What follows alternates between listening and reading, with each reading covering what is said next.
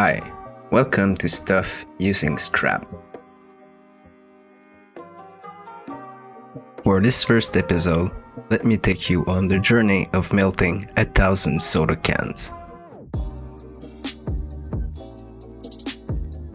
This project will be divided in 6 sections.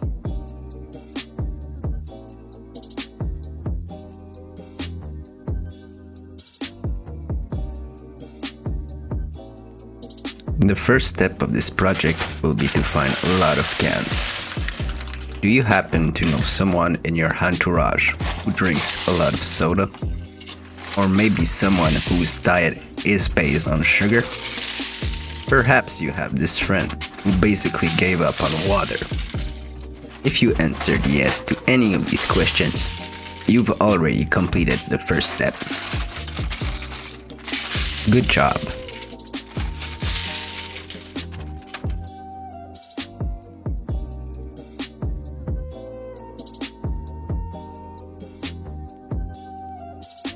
To hold a crucible that will have the melting aluminum, we're going to need a pair of tongs.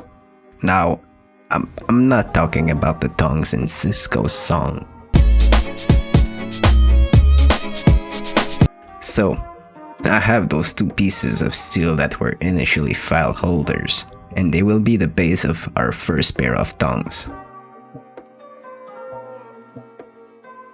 How crazy am I to be actually cutting this with a metal saw?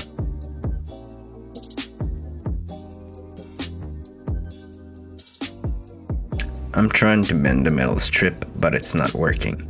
Guess I have to take the metal saw again.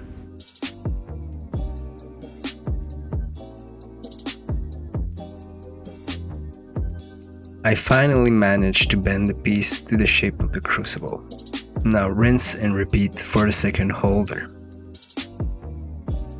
After this, I will also drill a hole in the middle of the 2 pieces.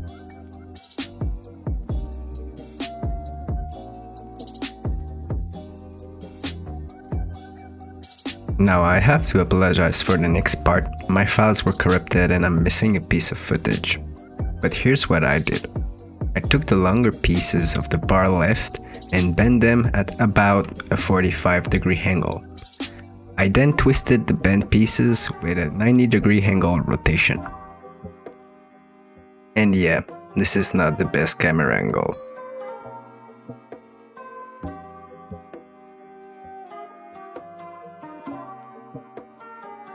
Then, to fix all together, drill a hole where the 2 pieces are joining. And assemble the 4 pieces with whatever bolts and nuts you have on end.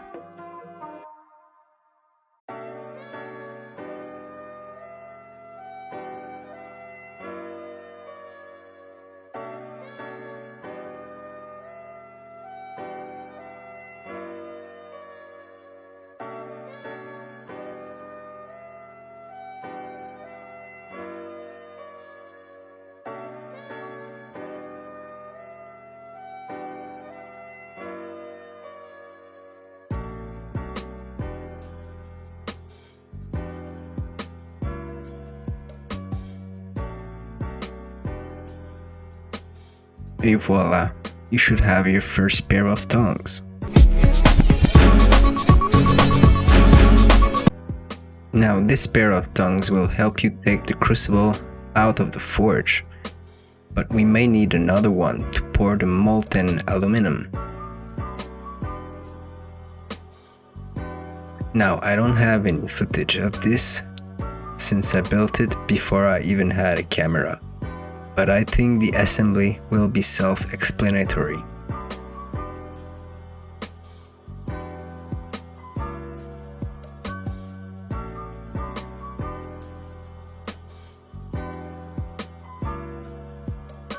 I also did not have any file holders left to make another pair of tongs, so I used what I had, a curtain rod and a hose holder cut in half.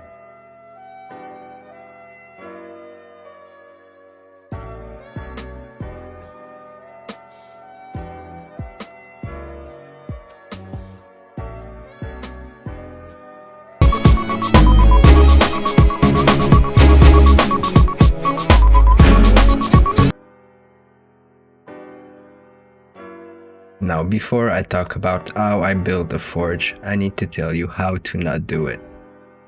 You see, I may have made a mistake when I actually did the forge, and I may have forgotten some crucial element. As for now, this forge is looking fine, but wait a little longer and you will see it start to crack. That's because I forgot to add some sand with the plaster of Paris.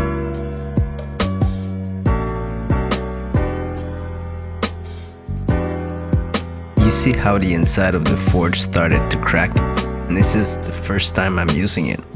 This is not good, and it's not going to last. I'm going to have to fix this.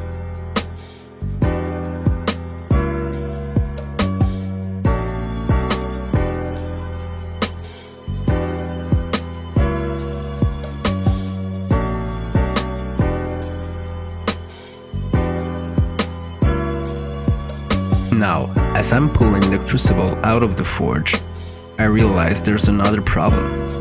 The crucible and the brick that I had laid under fused together, resulting in this. This problem can be solved by adding a piece of cardboard in between the brick and the crucible.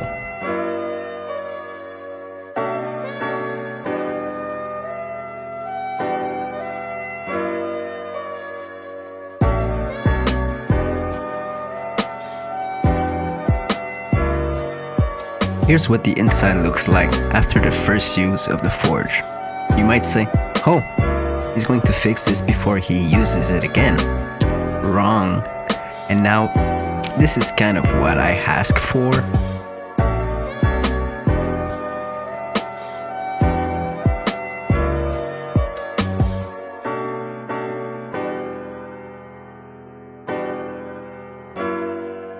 So I did my best to remove the plaster on top, but unfortunately some fell off in the crucible. This was just a disaster. And now I truly realized I really needed to fix this.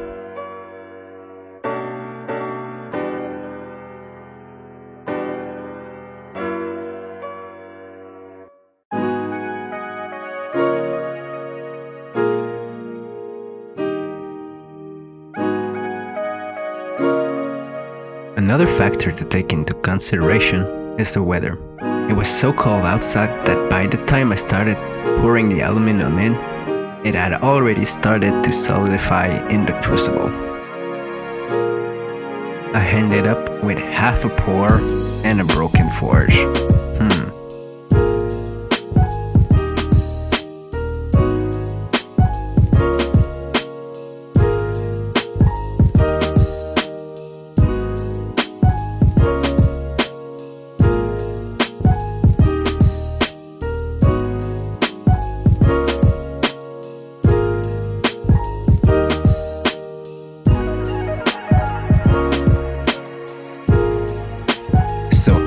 Here's what's left of the forge. Not looking so pretty. There's still some plaster inside the bottom of the forge, and somehow a part of myself wants to save this plaster. I guess we'll know later if it's a good idea. But before we may screw up again, let's fix the top once for all. Hopefully. I was thinking of adding metal wires that could possibly keep the plaster from collapsing and from detaching from the top part of the tank.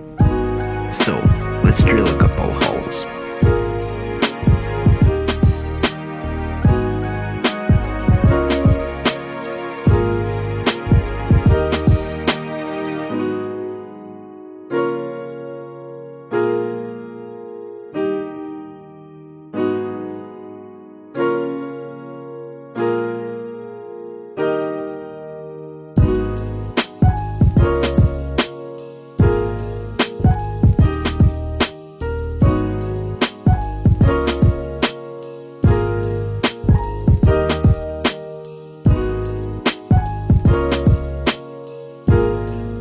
Time to add the wires.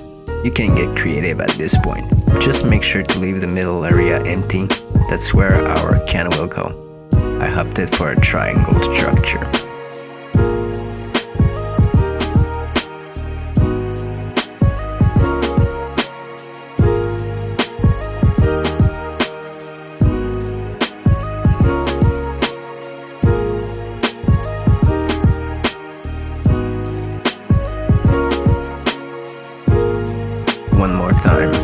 structure will be complete.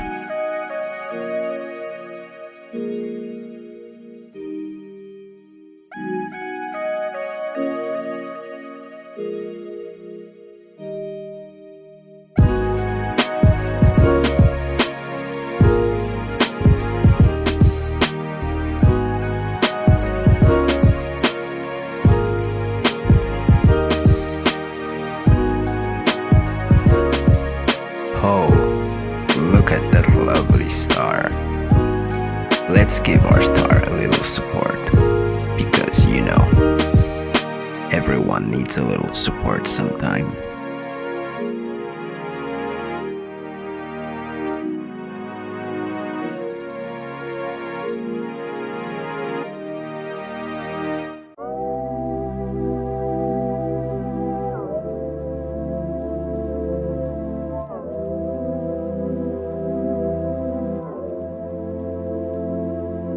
Time to seal everything for the pour and put the can back.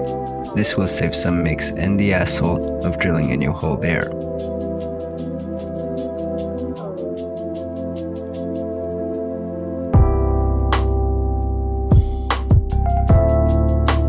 I'm using a mix half and half of sand and plaster of Paris. Make sure to mix well the mixture before pouring.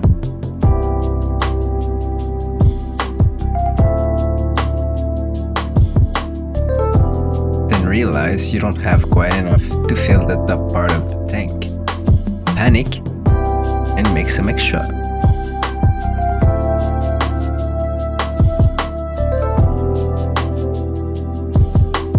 Then pour the remaining of the mix and have too much left.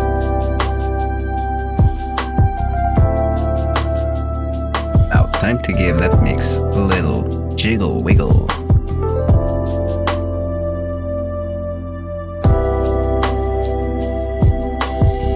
With the mix left, we are going to fix the bottom of the tank. Now this is the part where I have a big disclaimer. Don't do this. If you want to do it properly, find a plastic bucket that fits inside the tank while being small enough to give you a gap of about 2 inches all around the bucket. Fill the bucket with something heavy and pour the mixture in the tank, while using the plastic bucket as a weighted mold. When the plaster has started to set, take the bucket out with a pair of pliers. But for my purpose, this will be just fine. I ended up pouring a little more plaster to seal the bottom of the forge, and apparently cardboard and a few staples will hold the plaster while it sets. Make sure the plaster is level with the tank before it's fully cured. Now for the top part, I just need to remove the can from the middle. I'll just use another can.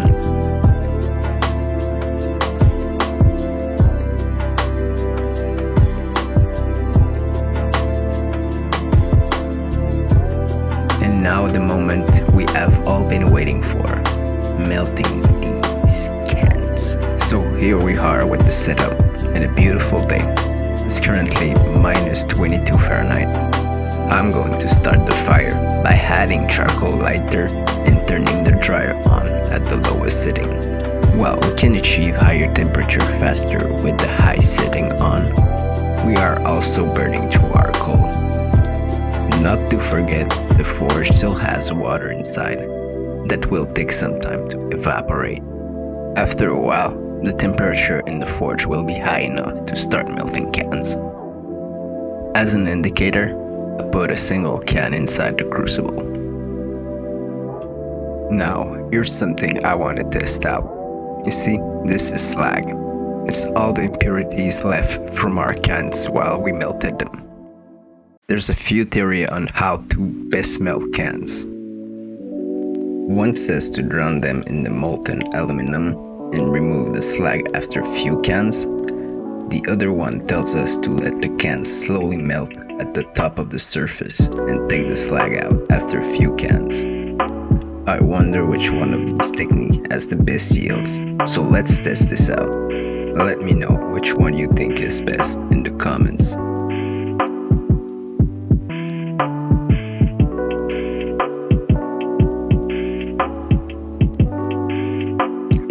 wanted to cool down our little muffins faster. This was a bad idea. See how the aluminum started to bubble at the top? I'm guessing some water went into the aluminum and started to vaporize, leading to this. Tip to myself, be patient.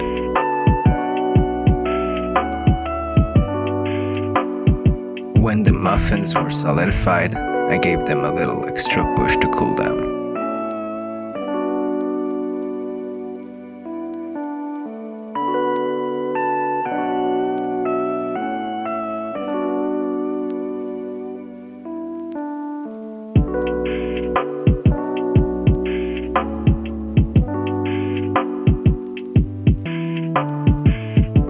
And then back to melting some more cans.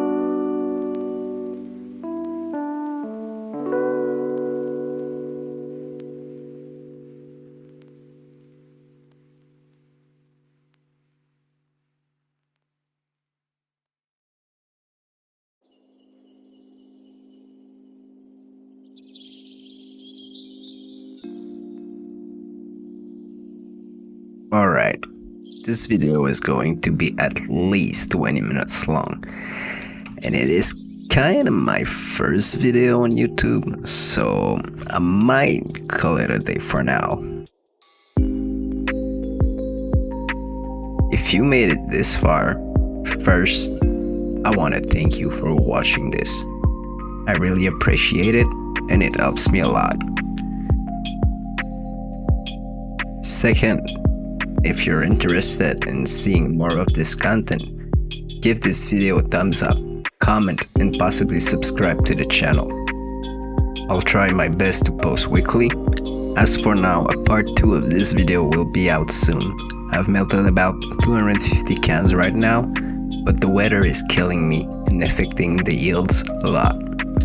If anything is to be learned from that process is that melting aluminum in extreme cold temperature is not the best case scenario.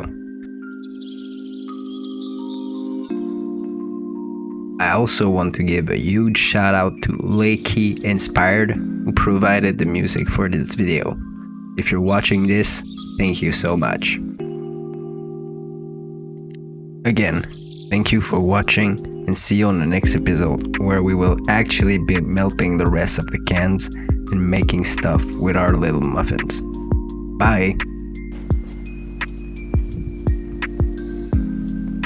Remember to treat yourself right.